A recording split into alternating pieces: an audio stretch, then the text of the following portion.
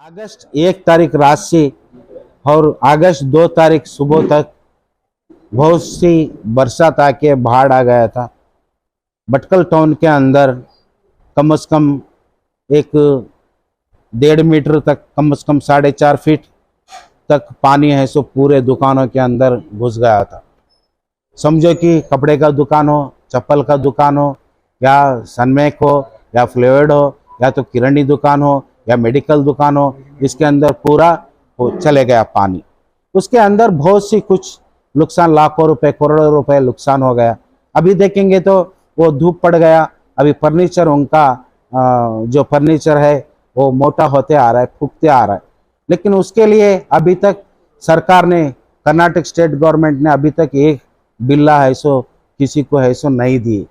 वो जो 4 आदमी जो वहाँ पर जो डेथ हुए थे मुट्टोली के अंदर, वो देखने के लिए और उनको चेक देने के लिए हमारे वजीर आजम जो कर्नाटक स्टेट के है सो चीफ मिनिस्टर है सो उसी टाइम पे आके उन्होंने बोले थे कि ये जो दुकानों के अंदर जो पानी घुसा है, उस पानी के लिए घुसने के लिए हम लोग उसका परिहार देंगे कर बोल के डीसी तभी हमारे जो असिस्टेंट कमिश्नर उनको बुला के इनका पूरा एप्लीकेशन ले लो, एप्लीकेशन लेके इनको परिहार हम देंगे कर बोल के बोले थे।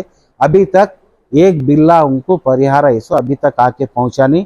हम लोग ये कांग्रेस पार्टी की तरफ से, माइनॉरिटी डिपार्टमेंट की तरफ से हम लोग है सो उनको, ऑफिसरों को और गवर्नमेंट को हम है सो ये कहना चाहते हैं कि उनको किसी हालत से भी जल्द उनको परिहार पैसा देना चाहिए, उनका एस्टिमेट करना चाहिए कर बोल के हमारी मांग है।